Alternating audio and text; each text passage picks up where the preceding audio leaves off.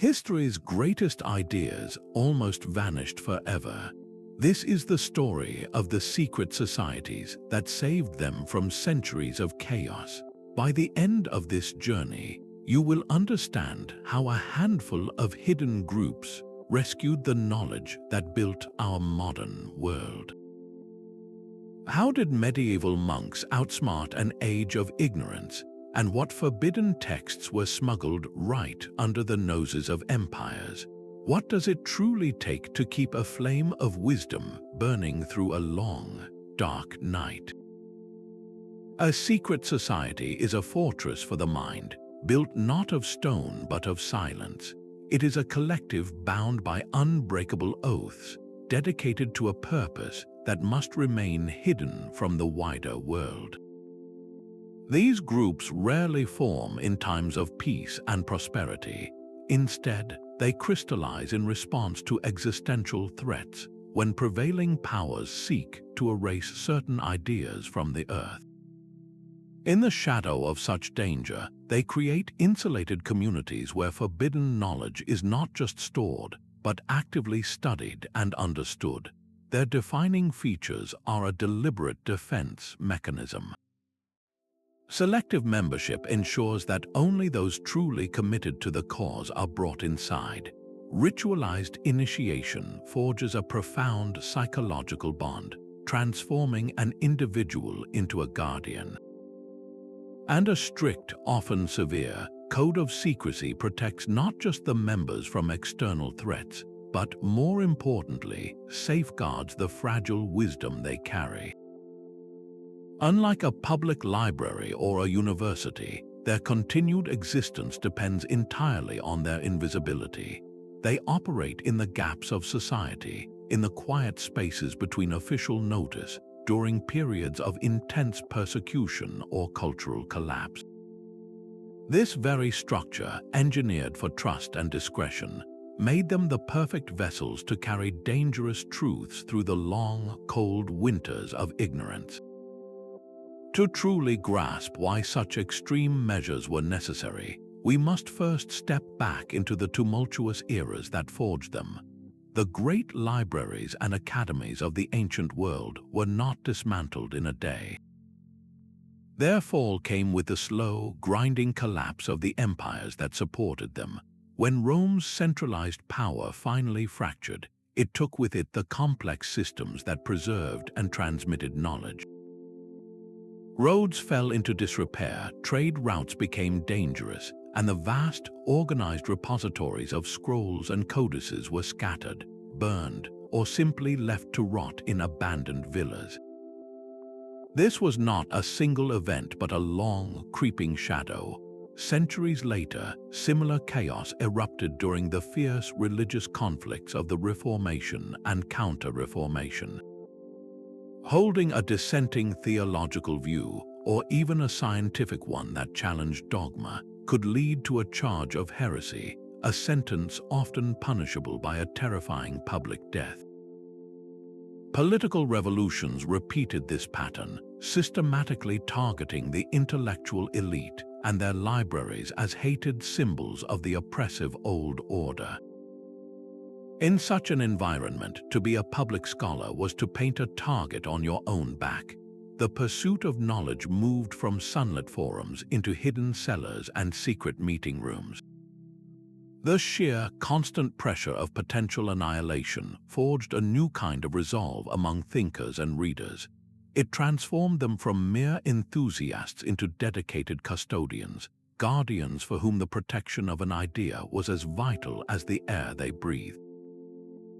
This desperate need for preservation gave rise to one of the most enduring and mysterious of these early groups, a brotherhood that operated in plain sight, yet shielded its most precious work from a crumbling world.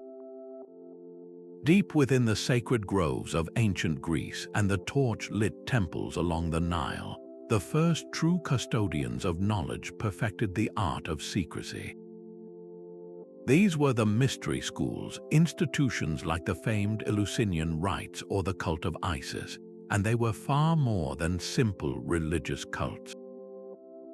They functioned as the original vaults for advanced understanding, safeguarding profound philosophical, scientific, and spiritual teachings that the public world was not prepared to handle. Their primary tool was not the fragile papyrus scroll, but the enduring power of the human mind. They committed everything to memory, transmitting their wisdom through a tightly controlled oral tradition and immersive symbolic rituals. To be initiated was to undergo a complete psychological and intellectual transformation. It was a grueling process designed to test the seeker's worthiness, and only those who passed were granted access to esoteric understandings of mathematics, astronomy, and the very fabric of reality. This knowledge was considered dangerously potent, something that could be misused if fallen into the wrong hands, so they encoded it. They embedded complex truths within sacred dramas and layered allegories. A myth about a goddess's journey was not just a story, it was a container for astronomical observations. A ritual death and rebirth was a metaphor for natural cycles and philosophical concepts. This brilliant method meant that even if every written record was burned, the knowledge itself would survive, passed from teacher to student, from one generation to the next, living safely within the protected community. In this way, the mystery schools established the foundational blueprint for every secret society that would follow. They proved that the most fragile ideas could be made immortal by weaving them into the very fabric of tradition. The coming collapse of an entire empire would demand an application of these principles on a scale they could never have imagined. As the torchlight of the classical world flickered and dimmed, a new and unlikely fortress for knowledge rose from the quiet countryside. Across Europe, behind the high, cold walls of remote monasteries, a different kind of rebellion was underway. This was not a violent uprising, but a patient, meticulous campaign waged with ink and parchment. The Monastic Scriptorium was the heart of this effort, a silent, hallowed workshop where the hum of intellectual life refused to die. Here, in a room often bathed in only the light from a few narrow windows, rows of monks bent over writing desks. Their task was grueling and repetitive, a sacred marathon of the hand. For hours each day, they copied texts letter by perfect letter, their quills scratching a constant, gentle rhythm against the vellum. This was far more than simple transcription. It was an act of profound preservation.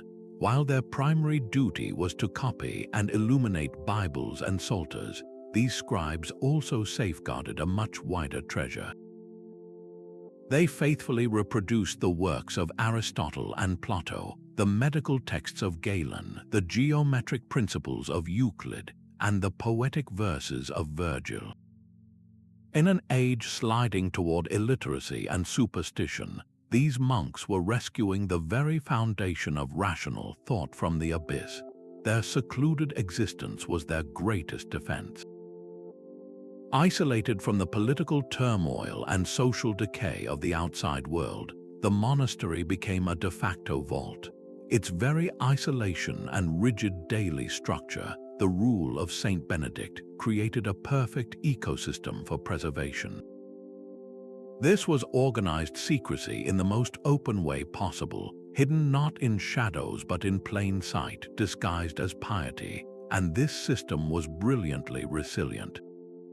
Monasteries were not solitary outposts, they were nodes in a vast continent-spanning network. A text copied in an Irish abbey could be shared with a sister house in Italy or Germany. This distributed library meant that a fire in one location, or the sack of a monastery by raiders, was a tragedy but not a total catastrophe. The knowledge survived elsewhere, patiently recopied and passed along the chain. The monks saw themselves as servants of God, but in their dutiful, faithful labor, they became the unsung guardians of civilization itself, laying a stable foundation of saved wisdom upon which all future secret societies would eventually stand. While the monks worked in quiet devotion, a new kind of order was taking shape, one forged in the fire and steel of holy war. The Knights Templar began as a small band of warrior monks sworn to protect pilgrims on the dangerous roads to Jerusalem. But from this humble mission, they evolved into something far more complex, the world's first multinational corporation, and arguably its most powerful secret society. Their military prowess was legendary, but their true genius lay in an unexpected field: finance. They invented a primitive but highly effective system of international banking. A pilgrim could deposit funds at a Templar preceptory in London and, using a coded letter of credit, withdraw the equivalent amount in Jerusalem. This system required absolute trust and an impregnable network of secure fortresses. These strongholds, scattered across Europe and the Holy Land, did not just guard gold and silver. They became the perfect vaults for something even more precious: the knowledge acquired from their constant exposure to the advanced civilizations of the East.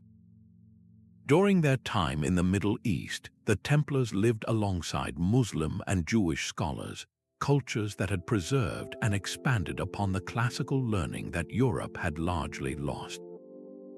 It is widely speculated that they encountered advanced mathematics, including principles of algebra and geometry, along with architectural concepts far beyond those known in the West.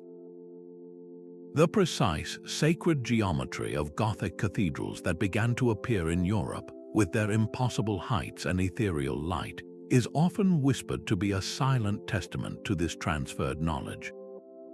To protect these discoveries and the immense wealth their banking system generated, the Templars developed a sophisticated internal culture of secrecy. Their strict hierarchy and system of coded communication, using symbols and rituals known only to initiated brothers, allowed them to transfer sensitive information securely across thousands of miles. They were a state within a state, accountable to no king or bishop but the Pope himself, and that autonomy became their undoing. Their power and wealth bred envy and fear.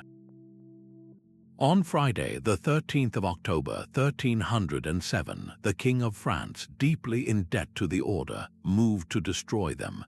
In a meticulously coordinated dawn raid, Templars across France were simultaneously arrested, charged with heresy and obscene secret rituals, and subjected to brutal torture. The sudden, violent suppression of the order forced whatever secrets they held even deeper underground.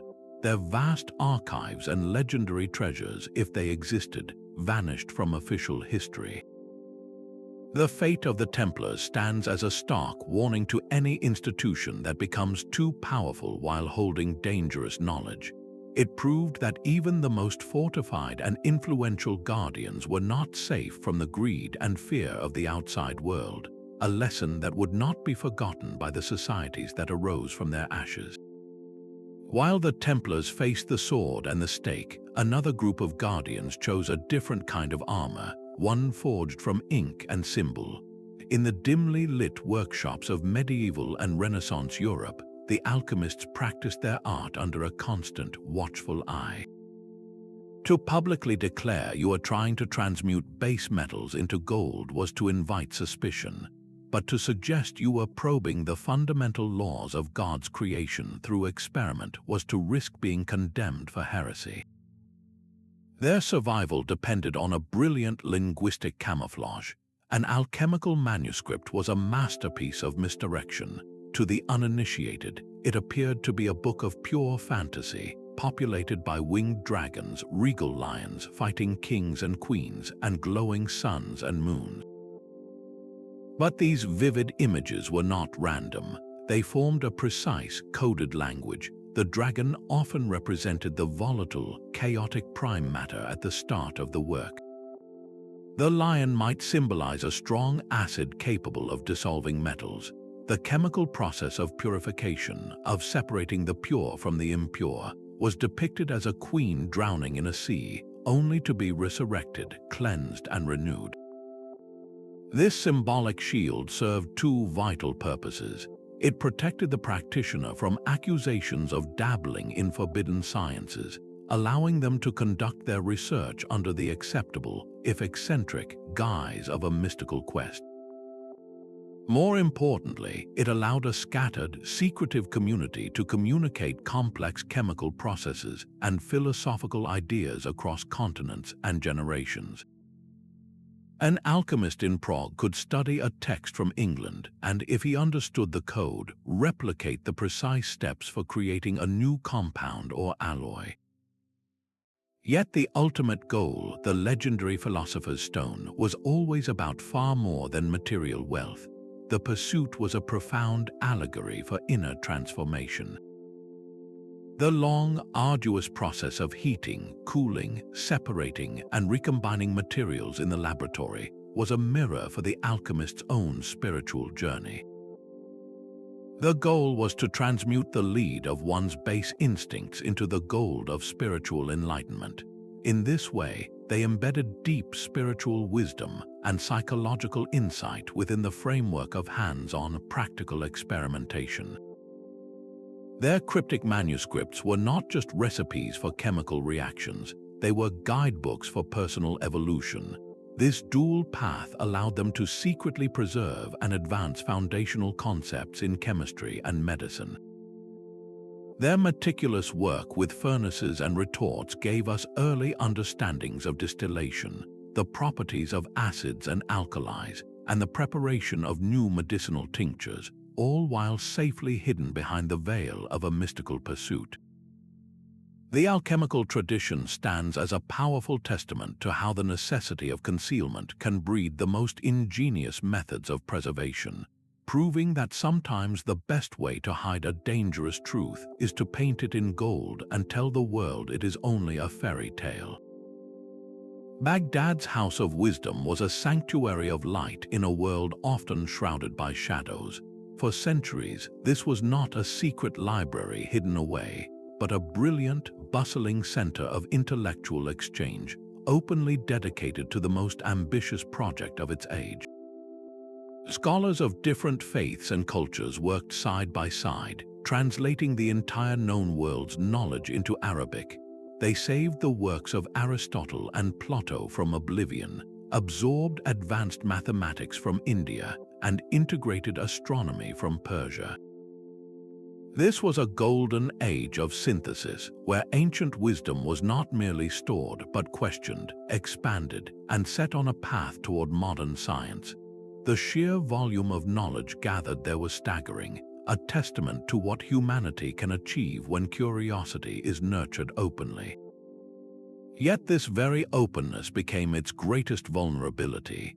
In 1258, the Mongol siege of Baghdad ended not just an empire but an epoch.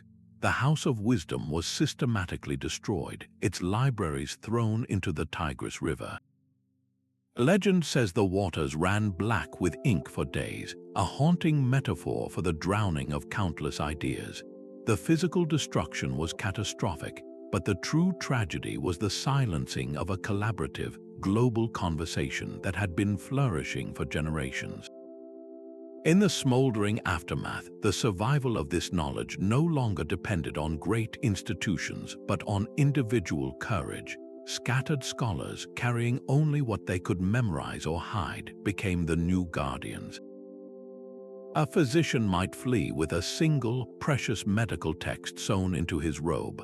A mathematician, his mind holding complex astronomical tables, would travel for years seeking a new patron. These individuals and their small, trusted circles became a living, breathing, and dispersed library. They carried the seeds of the Golden Age westward into Africa and Europe, and eastward into the Indian subcontinent, often integrating quietly into new societies. They practiced their sciences discreetly, teaching only a select few, ensuring the flame was passed on without drawing the attention of new powers. The fall of the House of Wisdom taught a brutal but vital lesson to all future guardians of knowledge. A single beacon, no matter how bright, can be extinguished. True resilience lies not in a single fortress, but in a network of hidden streams, each carrying a vital part of the whole. This strategic shift from centralization to a web of secret keepers would define the next great alliance of minds, one that would rise from the workshops and forges of the Renaissance. A single, perfect map could grant you an empire. In the hushed, lamplit Scriptoria of Majorca, a guild of master cartographers worked with a secrecy that rivaled any alchemist's laboratory. Their masterpiece, the Catalan Atlas, was more than a collection of coastlines and sea monsters. It was a living document, a woven tapestry of knowledge drawn from the whispered confidences of sailors, the logs of secret voyages, and generations of closely guarded observation. These portolan charts, with their web of room lines radiating from compass roses, were the artificial intelligence of their day.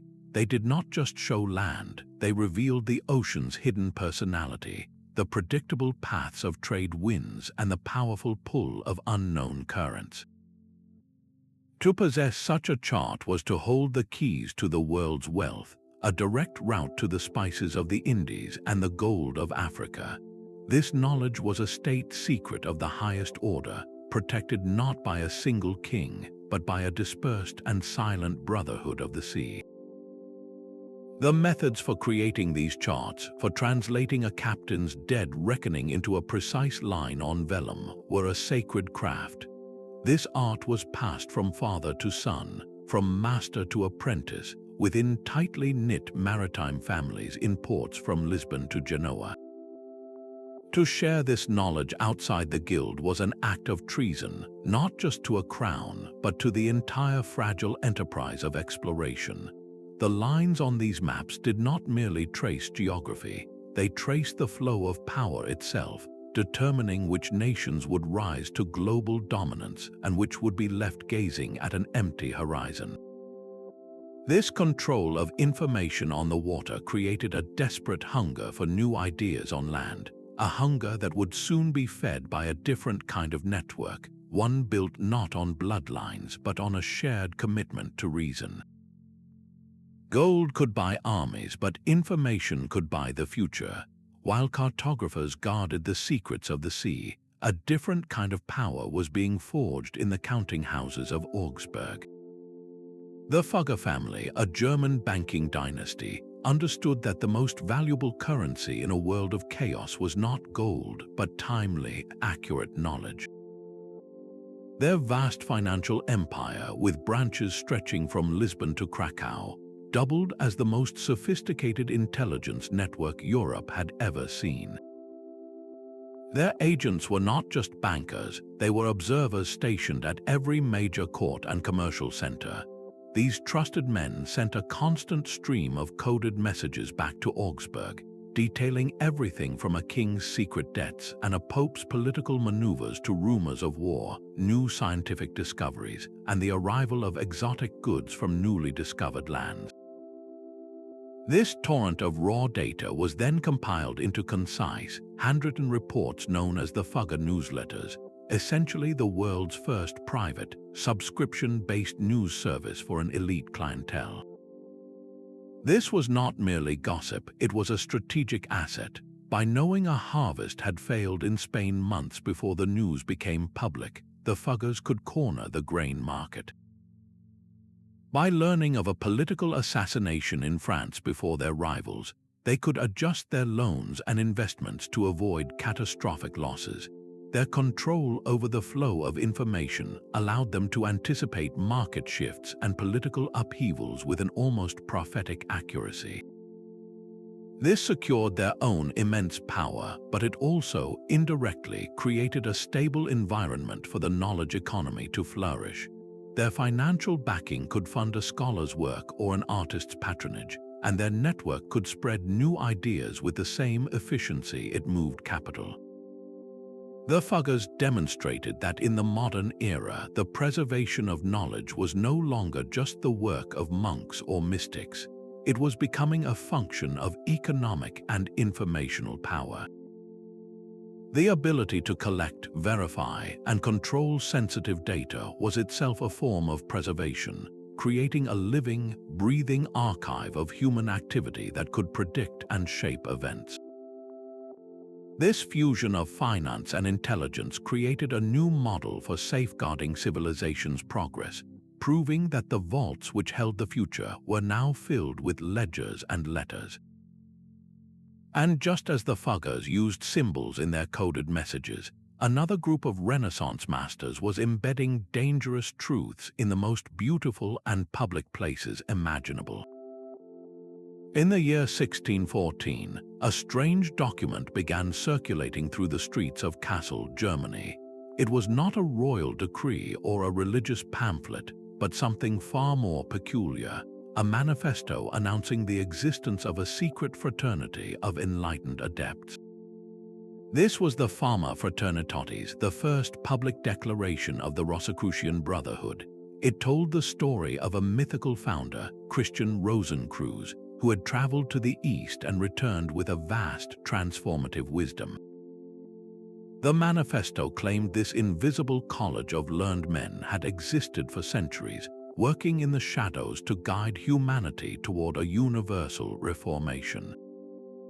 The public response was electric. Across Europe, scholars and seekers wrote letters, published their own tracts, and desperately tried to make contact with this elusive brotherhood. Yet no one could ever prove the Rosicrucians actually existed. It was a ghost, a brilliant idea given form through words alone. This ambiguity was its greatest strength. By never revealing a physical headquarters or a public leader, the movement became immune to direct attack. You could not arrest a phantom. You could not burn down a concept. The manifestos themselves became the sacred texts, spreading a dangerous set of ideals with no one to hold accountable. They promoted a radical vision of religious tolerance, arguing that the bitter divisions between Christian sects were a pointless distraction from the true pursuit of divine knowledge. They called for a revolution in science and medicine, one based on empirical observation rather than slavish adherence to ancient authorities. In an age where such ideas could lead to imprisonment or execution, the Rosicrucian myth provided a perfectly insulated vehicle. A thinker could adopt these progressive views or even claim to be in communication with the invisible brothers, all while maintaining plausible deniability. It was the ultimate intellectual shield. The phenomenon demonstrated that a society did not need walls, membership rolls, or a treasury to exert immense influence. It only needed a powerful, compelling story that answered the deep yearning of its time. The manifestos created a template for a new kind of secret society, one built not on physical rituals but on shared ideals, a distributed network of minds united by a common intellectual purpose. This invisible college directly inspired the creation of more formal institutions, like the Royal Society in London, which began as a private gathering of men dedicated to the new experimental philosophy. The Rosicrucian ideal proved that the most potent knowledge could travel not through guarded vaults, but through the open air of collective imagination, seeding the ground for the Enlightenment itself. The Royal Society did not emerge from a vacuum, but from the hushed conversations of a secret fellowship. Long before it received its official charter, this small band of thinkers called themselves the Invisible College. They were natural philosophers, men like Robert Boyle and Christopher Wren, who met in the private rooms of Oxford colleges and London coffeehouses. Their discussions were revolutionary, focusing on a dangerous new way of understanding the world, one based not on ancient texts but on direct experimentation and observable evidence. In an era where challenging the established Aristotelian view could still lead to accusations of heresy, their secrecy was not a preference but a necessity for intellectual survival. Their network was their laboratory. Through coded letters and trusted messengers, they shared experimental results that would have been deemed radical or even blasphemous in public. Boyle's meticulous work with air pumps, Wren's anatomical drawings, and their collective speculations on the nature of matter and motion circulated within this protected circle long before they were ever printed. This clandestine collaboration was the true cradle of the scientific method. It provided a safe space for failure, for questioning, and for building a new consensus piece by piece, away from the dogmatic scrutiny of both the church and the state. The paradigm shift they engineered was not a sudden explosion of light, but a carefully nurtured flame, shielded from the winds of orthodoxy. The eventual transition of this group into the public-facing Royal Society was itself a masterclass in strategic revelation. It proved that the most transformative ideas often require a period of incubation in the dark, protected soil of a secret society before they are strong enough to withstand the open air. The hammer and chisel were tools of transformation, but the true craft was not in the stone. Deep within the meeting halls of early modern Europe, the heirs to the stonemasons' guilds were building a different kind of edifice, one constructed from the human mind itself. Freemasonry evolved from these practical origins into a global fraternity, a sanctuary for ideas in a fractured world. Its complex system of degrees was far more than a series of titles. Each step from entered apprentice to master mason was a carefully designed allegory, a symbolic journey that used the stonemason's tools as metaphors for moral and intellectual development. The square and compasses were not just emblems, they were lessons. The square taught morality, to act rightly with all people. The compasses taught boundaries, to limit one's desires and keep one's passions within due restraint. Through these rituals, they preserved the sacred geometry of the ancients, embedding the mathematical principles of architecture within a framework of personal virtue. A Masonic lodge became a unique kind of workshop, a neutral ground where a nobleman, a merchant, and a scholar could meet as brothers, their social rank left at the door. In an era torn by religious wars and political absolutism, this was a radical act. Here, in the safety of their symbolic temple, they could debate the new philosophies of the age, discuss scientific discoveries, and explore the liberal arts without fear of persecution. This created a resilient, decentralized network for enlightened thought. A lodge in Paris, Edinburgh, or Philadelphia operated with a shared ritual structure but was autonomous, making the entire movement nearly impossible to suppress. The influence of this network was profound. Leading figures of the Enlightenment, from Voltaire to Benjamin Franklin, were members. The society's core tenets of reason, tolerance, and the relentless pursuit of light became the intellectual bedrock for an age of revolution. The very concept of a government founded on reason and the rights of man, rather than divine decree, echoed through their halls long before it was written into law. The Masons did not just preserve ancient knowledge, they forged the tools to build a new world with it. And as their ideas spread across the Atlantic, they would find fertile ground in a new nation, where the very act of founding a republic would become the ultimate test of keeping a dangerous dream alive. A quiet professor in Bavaria dreamed of a world governed not by scripture but by pure reason.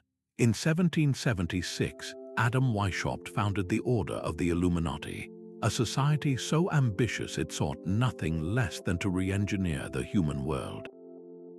This was not a group focused on preserving ancient texts, but on actively shaping the future. Their enemy was the pervasive influence of the church and superstitious thinking in public life. Their weapon was the infiltration of the very institutions that governed society. The Illuminati perfected the art of the invisible takeover. Their cell-based structure was a masterpiece of clandestine organization. A member would recruit a small handful of trusted individuals, forming a single cell. These recruits knew only their direct superior and nothing of the wider network. This meant that if one cell was discovered, the entire order remained protected. Through this method, Illuminati agents quietly ascended into high positions within governments, universities, and courts across Germany. They were not soldiers but bureaucrats and professors, subtly steering policy, promoting secular education, and planting the seeds of Enlightenment philosophy in the halls of power. Their meticulous record-keeping, a necessity for tracking their growing influence, would ironically become their greatest vulnerability. The Bavarian government, growing increasingly alarmed by the spread of radical ideas, launched a series of raids. They uncovered caches of private correspondence and detailed membership lists. The exposure was total. By the late 1780s, just over a decade after its founding, the order was utterly suppressed, its members pursued, and its network dismantled. The Illuminati's dramatic rise and fall reveals a fundamental paradox. To change the world, you need influence, but to protect a dangerous idea, you need absolute secrecy. The more successful the Illuminati became at infiltrating the mainstream, the more they risked the exposure that would destroy them. Their story is a cautionary tale about the limits of control. It asks a haunting question that would echo through the centuries that followed. When you hold a blueprint for a better world, how do you build it without the world crushing you first? The scent of wood smoke and political intrigue clung to the hidden forests of 19th century Italy. Here, the Carbonari, the charcoal burners, met in clandestine gatherings, their name a perfect disguise for the revolutionary fire they stoked. They were not preserving ancient manuscripts or esoteric symbols, but something far more dangerous to the empires of their time, the explosive ideals of the French Revolution. Their lodges, called baraka, operated like independent cells, each one a self-contained furnace of sedition. A member in Naples might know only the few men in his own baraka, completely unaware of the identical structures operating in Milan or Turin.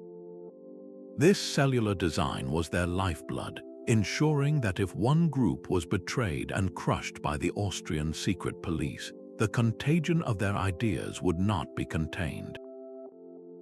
Within these cells, they developed a rich tapestry of secret signs, handshakes, and coded phrases, a language of liberation that could be spoken right under a soldier's nose. Their rituals, drawn from the symbolic world of the charcoal trade, were profound allegories for their political mission. Initiates were described as good cousins, entering a symbolic forest to purify carbon, a clear metaphor for purifying the corrupted state and transforming it into a diamond of liberty. They were not merely storing knowledge, they were actively building a new political consciousness, person by person, in the shadows. This model proved wildly adaptable. In Russia, the Decembrists, a society of military officers who had witnessed Western liberalism during the Napoleonic Wars, plotted to replace autocracy with a constitution. In Greece, the Philiki, the Society of Friends, wove a similar web of secrecy to coordinate the uprising that would eventually shatter Ottoman rule. These groups shared a common understanding that the most subversive knowledge was not found in a book, but lived in the collective will of the people.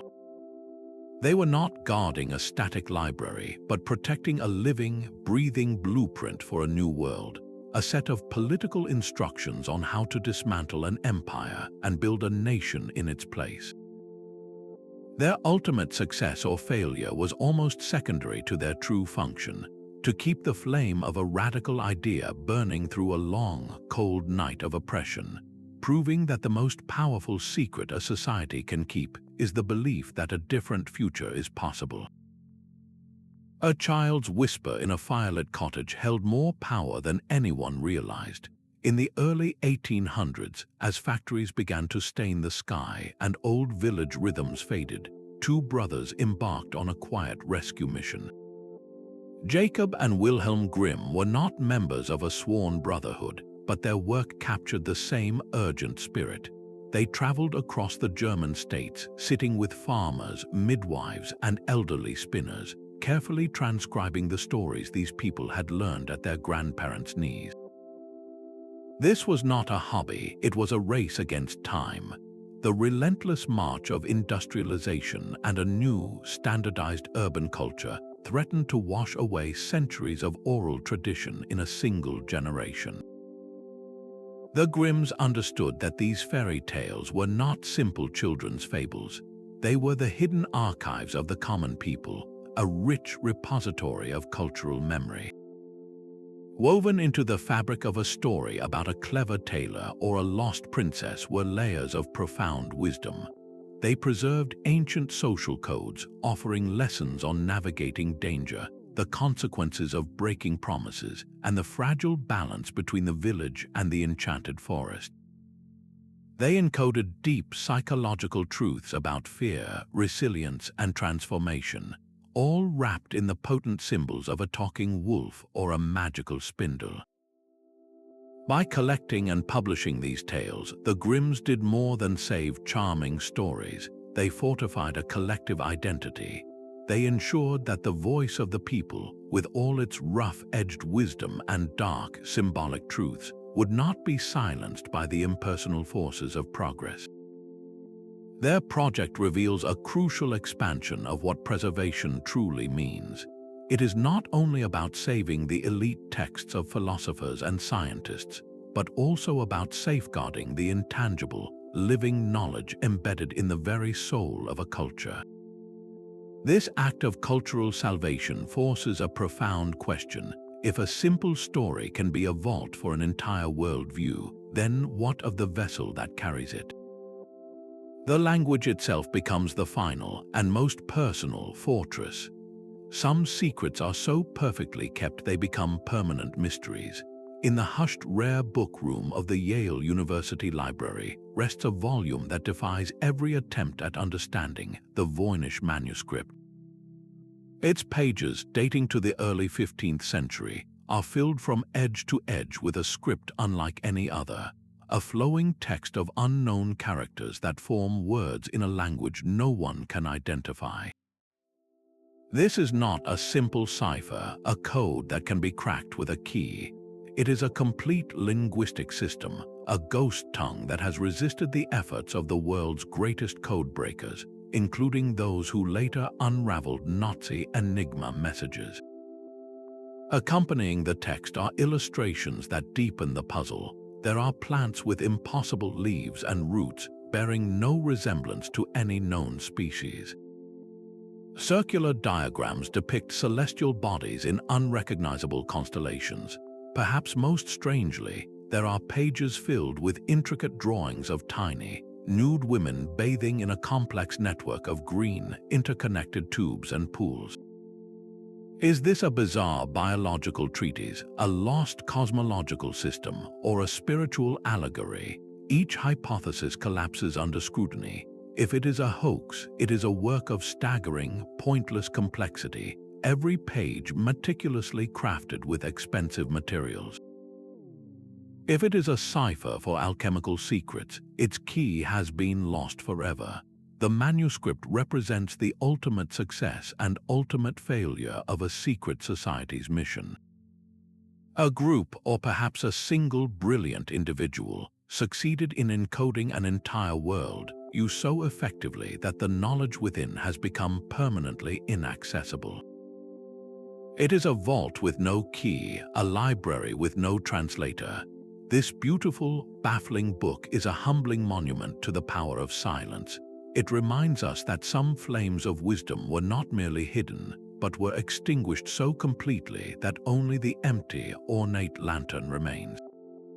For every text the monks saved and every idea the alchemists encoded, there might be a dozen Voynich manuscripts, their messages lost to the relentless passage of time, leaving behind only the haunting echo of a question we can no longer answer. History's spotlight rarely falls on the quiet rooms where women guarded the flame. While men often dominated the public face of secret societies, a parallel, equally vital network thrived in the spaces women controlled. Consider the medieval abbess, a figure of immense authority within her own domain. Her monastery was not just a house of prayer, but a functioning library and scriptorium. She managed the copying of manuscripts, decided which texts were valuable enough to preserve, and oversaw the education of the nuns in her care. This was a position of profound, discreet intellectual power, allowing women to influence the very flow of information for centuries, all from behind cloistered walls. Centuries later, the scene shifted from the sacred to the sophisticated, from the abbey to the Parisian salon. In the glittering drawing rooms of the 17th and 18th centuries, women like Madame de Staël and Madame Geoffrin became the unofficial architects of the Enlightenment. They were the salonières, the hostesses who decided who gained entry to their exclusive gatherings. In these spaces, a philosopher, a playwright, a scientist, and a politician could meet as equals, their debates moderated and guided by the woman presiding over the tea service. Her home became a sanctuary for dangerous ideas, a place where the radical philosophies that would reshape Europe could be tested and refined without immediate censorship. These salons were not merely social events, they were the crucibles of modern thought, and their female hosts were the master curators. Further east, in a more overtly spiritual vein, a woman named Helena Blavatsky would co-found the Theosophical Society. She embarked on a quest to bridge a vast intellectual and spiritual divide, arguing that the wisdom of Eastern traditions held keys that Western science and religion had lost. Her work, however controversial, created a new channel for preserving and synthesizing esoteric knowledge on a global scale, challenging the very boundaries of accepted thought. Whether through the formal authority of an abbey, the social genius of a salon, or the spiritual quest of a theosophist, these women operated on a fundamental truth. Preservation is not always a dramatic public act. More often, it is the patient, persistent labor of creating a safe space where ideas can breathe, of translating complex texts, of hosting the conversation, and of ensuring that the chain of wisdom remains unbroken, link by quiet link. Their legacy forces us to look beyond the sworn brotherhoods and hidden lodges, to recognize that the most resilient societies are sometimes woven not from oaths, but from invitation and trust. The ambition of a single king created a fortress for knowledge far grander than any scriptorium. In the bustling heart of ancient Nineveh, the Assyrian ruler Ashurbanipal commanded a project of breathtaking scale. His royal library was not a secret society's hidden archive, but a deliberate, state-funded effort to gather every significant text in the known world. Scribes were dispatched across the empire, collecting works on astronomy, medicine, law, and epic poetry. They copied and translated texts from Sumerian and Babylonian sources, creating a central repository of Mesopotamian thought. This was preservation through sheer imperial power, an attempt to consolidate all wisdom under one roof. Yet the library's ultimate salvation came from the very force that should have erased it. When a coalition of enemies sacked and burned Nineveh in 612 BCE, the inferno that consumed the palace did not incinerate the clay tablets. Instead, the intense heat fired them like pottery in a kiln, transforming the fragile, sun-dried bricks into incredibly durable ceramic. The entire library was buried under the collapsed ruins, sealed in a protective tomb of ash and debris. For over 2,000 years, this vast collection lay forgotten, its existence fading into legend. It was not a secret brotherhood that saved it, but a cataclysm. The paradox is profound. The knowledge was not preserved by being carefully hidden and transmitted through a chain of trusted initiates. It was saved by a violent, public destruction that seemingly obliterated it, only to fossilize it for a future age. When 19th century archaeologists finally unearthed the site, they pulled tens of thousands of these hardened tablets from the earth. They held the epic of Gilgamesh, medical prescriptions, legal codes, and omens, offering a window into a civilization that had been little more than a shadow. This accidental preservation forces us to reconsider the very nature of safekeeping. Sometimes the flame of wisdom survives not by being constantly tended, but by being encased in the ice of catastrophe, waiting for a future generation to thaw it out and learn its secrets. A shepherd boy chasing a stray goat stumbled upon the greatest manuscript discovery of the modern age. In the hot, dry cliffs overlooking the Dead Sea, a thrown rock vanished into a high cave, the sound of shattering pottery echoing from the darkness. What he found inside were not treasures of gold, but clay jars filled with fragile, ancient leather and papyrus scrolls. This accidental revelation in the late 1940s unveiled the secret library of the Essenes, a devout Jewish sect that had withdrawn from a world they saw as hopelessly corrupt. Believing a cataclysmic confrontation between the forces of light and darkness was imminent, they meticulously copied and then sealed their most sacred texts. This was not a library meant for daily use, but a time capsule engineered for the end of the world.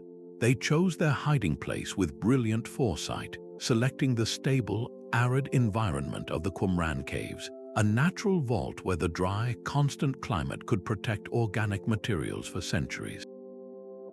Inside those sealed jars, they placed their unique community rules, poetic hymns, and startlingly early interpretations of biblical scripture, creating a perfect snapshot of their faith, frozen in time just before the Roman legions crushed the Jewish revolt and razed Jerusalem.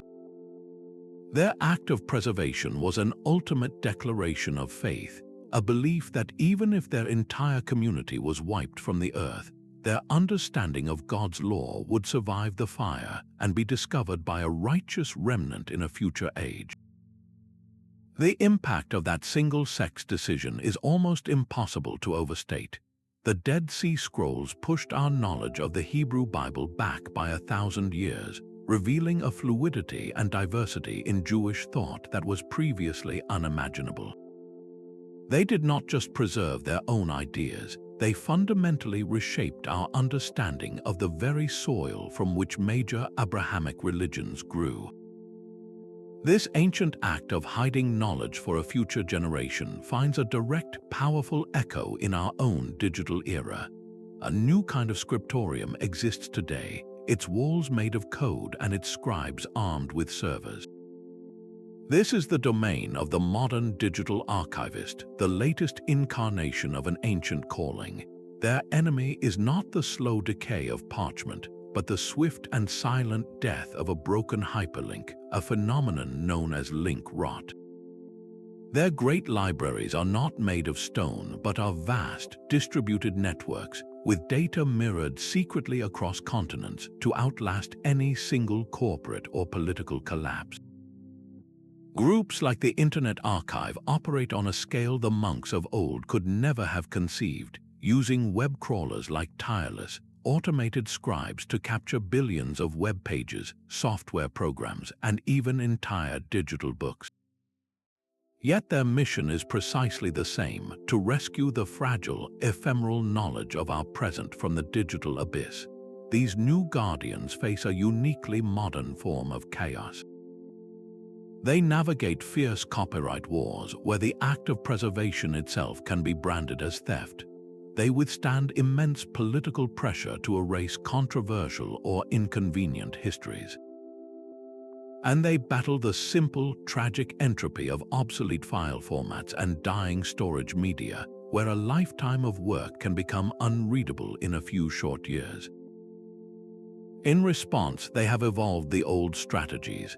Just as the Templars distributed their treasures across remote preceptories, these archivists use decentralized technologies like peer-to-peer networks and blockchain-based timestamps to create a global, resilient copy of our collective digital memory.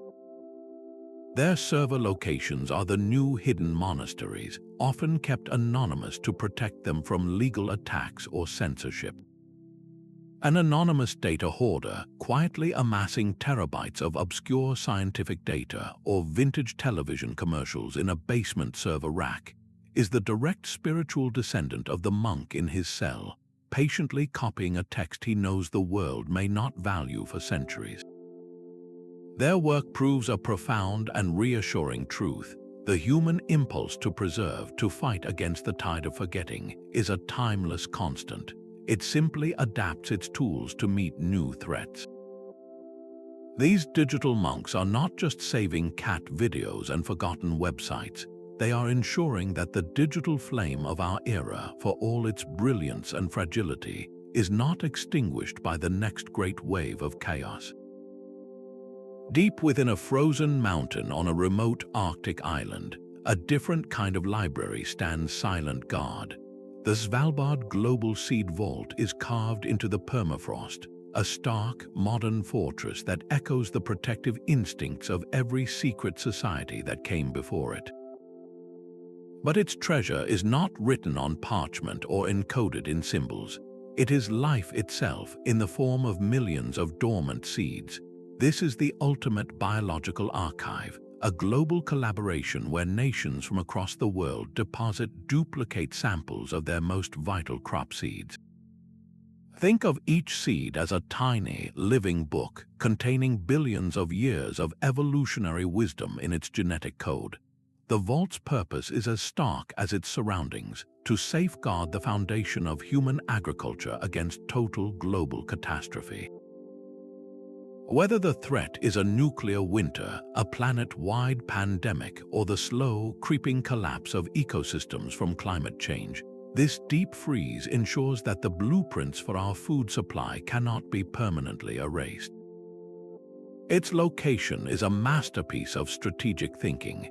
Svalbard is one of the most remote and geologically stable places on Earth, far from the political tensions and potential conflict zones of the mainland.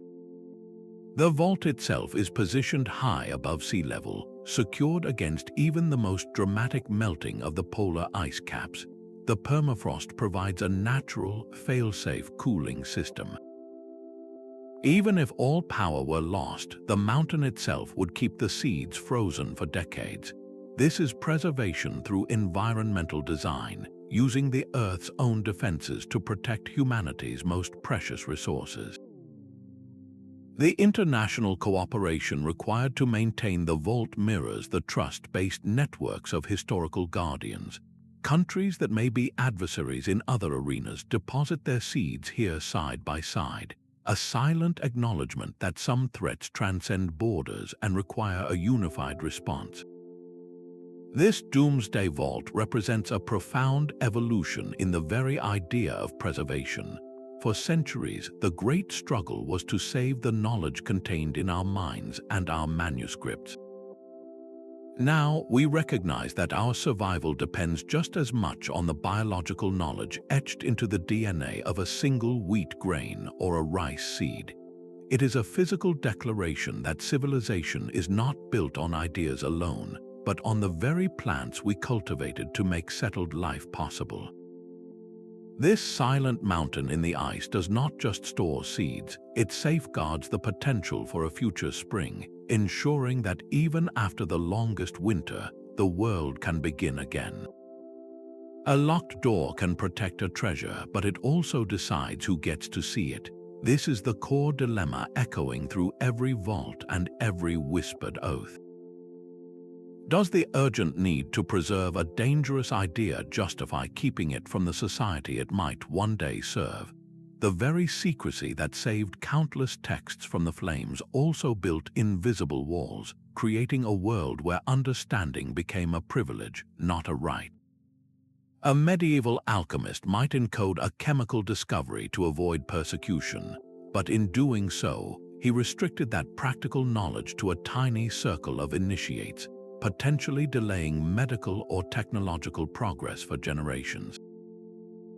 The same protective impulse that fueled the mystery schools could easily curdle into a tool for control. When only a chosen few comprehend the underlying forces of nature or society, that knowledge becomes a lever of power. History reveals the dark side of this coin, where hidden astronomical charts guided explorers to new lands but also justified their conquest, or where secret financial records were used to manipulate markets and crush rivals.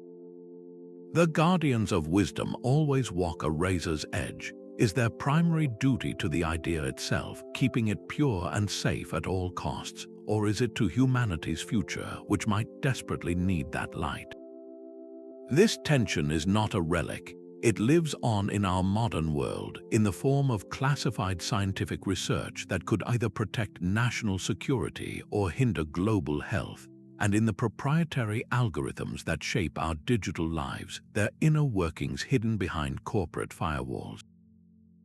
We are still wrestling with the same fundamental trade-off, balancing the safety of secrecy against the promise of open access. This legacy challenges us to ask where the line falls between prudent protection and harmful exclusion. And that challenge ultimately lands not in a library or a lodge, but squarely within ourselves. The quiet monk in his scriptorium and the digital archivist in her server farm are bound by a shared psychology, a unique mindset forged in the shadow of potential oblivion. What inner compass guides someone to spend a lifetime copying texts no one may read for centuries, or to hoard data against an uncertain future? The profile of a knowledge preserver is not that of a treasure hunter, but of a solemn guardian.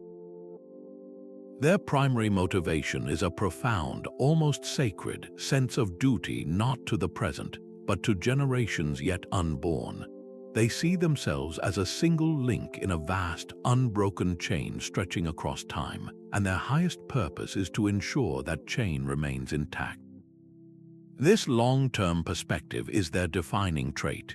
They think in centuries, not in fiscal quarters or political cycles. The gratification of their work is entirely deferred, a quiet knowledge that they have done their part to arm the future with the tools of the past. This mindset requires a deep and abiding patience, a willingness to labor in obscurity, their names forgotten by history while the ideas they saved flourish. This sense of duty is often paired with a healthy, and usually well-founded, skepticism of centralized power. Having witnessed how easily empires and institutions can collapse into dogma or violence, they place their trust not in any single government or church, but in a distributed, resilient network of their own making. They understand that the most dangerous threat to knowledge is not its fragility, but its concentration in one vulnerable place. For many, this resolve is hardened by a personal, transformative brush with loss. It might be watching a library burn, or experiencing the deliberate silencing of a dissenting voice, or simply realizing that a precious piece of cultural memory is one aging elder away from vanishing forever. That visceral encounter with the void ignites a lifelong commitment to ensuring it does not happen again. These individuals are rarely driven by fame or wealth. In fact, their path is often one of deliberate sacrifice, accepting personal risk and anonymity as the cost of their mission. Their legacy is not a statue or a namesake building.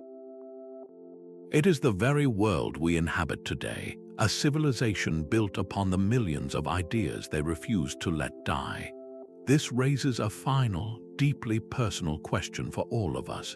A question about the nature of our own legacy in an age of overwhelming information. The quiet scratch of a monk's quill on parchment echoed across centuries, eventually reaching the ears of a young artist in Florence. That artist was Leonardo da Vinci, and the classical texts on human anatomy and perspective, rescued from oblivion by generations of anonymous scribes, now fueled his revolutionary work. The Renaissance was not a spontaneous explosion of genius. It was a chain reaction ignited by preserved knowledge. The recovery of Aristotle and Plato from monastic and Islamic libraries did not merely fill shelves. It restructured the human mind, reintroducing a world of logic, empirical inquiry, and human potential that had been dormant for 1,000 years. This was the first great ripple from the hidden work of preservation, a wave that washed over art, science, and philosophy, setting the stage for an even greater transformation. The careful observations of alchemists shared through coded letters and secret societies slowly accumulated into a new understanding of the physical world. These were not just mystical pursuits, they were the foundational experiments in chemistry and physics, the data points gathered in hidden laboratories, the shared results from clandestine correspondence networks, provided the raw material that thinkers like Isaac Newton would later synthesize into universal laws of motion and gravity. This protected pipeline of empirical knowledge was the essential precursor to the steam engine, the power loom, and the entire Industrial Revolution. You cannot harness the power of steam without first understanding the principles of pressure and thermodynamics, knowledge that was often too dangerous to discuss in the open. When the time was right, these nurtured ideas burst into the public sphere, powering the machines that built the modern world, and the ideas did not stop at machinery. The same Enlightenment philosophies debated in the safe confines of Masonic lodges and Parisian salons, concepts of natural rights, social contracts, and government by consent, became the intellectual blueprint for nations. The American Declaration of Independence and the French Declaration of the Rights of Man did not appear from a vacuum. They were the direct result of radical ideas that had been carefully guarded, refined, and transmitted through networks of trusted individuals who believed in a future they would not live to see. Our modern world, with its democratic institutions, its scientific marvels, and its reverence for human creativity, stands as a monument to their success. We live inside the library they spent a millennium building, often without ever knowing the names of its most devoted architects. This hidden continuity of rescued wisdom challenges the very way we view history. The most pivotal turning points are often not dramatic battles or the reigns of famous kings, but the silent, patient moment a solitary guardian chooses to copy a text, knowing its true value may not be recognized for 500 years. These quiet guardians were the librarians of the shadows, the patient gardeners who tended the seeds of future enlightenment during humanity's long winters of ignorance and violence. Their story is not one of a single group or a single era, but a continuous thread woven through the darkest corners of history, from the hushed scriptoria of remote monasteries to the secure servers of our digital age. The fundamental imperative to safeguard our collective wisdom connects us across the vast expanse of time. The legacy they leave us is a profound paradox that knowledge is both incredibly fragile and astonishingly resilient. A single spark of an idea can be extinguished by a gust of wind, yet that same spark, when sheltered by a circle of dedicated hands, can survive a storm that topples empires. Its survival has never been a matter of chance, but a testament to the courage and foresight of a few who understood their duty not to the present, but to a future they would never see. As we now navigate our own forms of chaos, from the decay of digital data to the overwhelming flood of information, their example becomes a direct challenge to us. We are the new custodians, the latest link in that unbroken chain. The question is no longer about which society hid their treasures best, but about what we are choosing to preserve for the generations who will follow us.